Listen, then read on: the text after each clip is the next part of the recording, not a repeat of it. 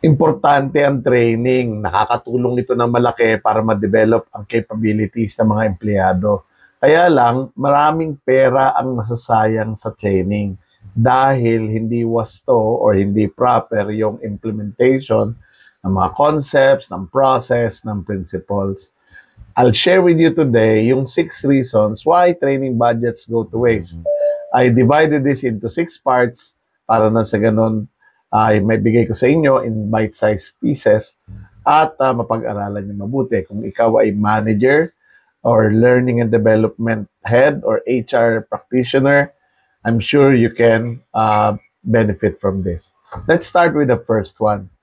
Ang unang reason kung bakit nasasayang ang pera sa training ay dahil in the first place, palpak yung training needs analysis or learning needs analysis, bara-barang pagkagawa. At yung mga taong in charge ng training needs analysis ay hindi properly equipped kung paano ito gawin ng tama. So nagpapalabas lang ng survey yung iba, nagpapalista ng mga kailangan na training at ang output ng training needs analysis ay listahan ng training at training titles basically, and then gagawan nyo ng training calendar. Masyadong generalized yung ginagawang TNA, lalo na sa malalaking kumpanya. So, hindi alam kung sino yung dapat umattend ng training. As a result, kapag nakakalendar na yung training, yung mga manager ay hinihinga ng mga a-attend ng training. Ang pinadadala, hindi yung nangangailangan ng training, kung hindi yung available to attend the training. Ngayon, ano naman ang mararamdaman mo kung ikaw yung empleyado at pinadala ka sa training na hindi mo naiintindihan kung bakit?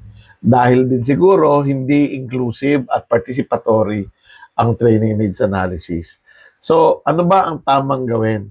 Dapat ang output ng training needs analysis ay learning objectives, hindi training title lang.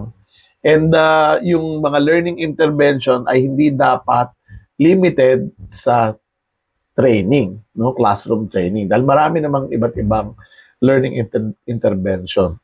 Now, para mangyari ito, dapat marunong ng mga effective methods ang in charge ng TNA or Learning Needs Analysis. Kailangan mong aralin ito. Better yet, umattend ka ng certification program. Ask me how.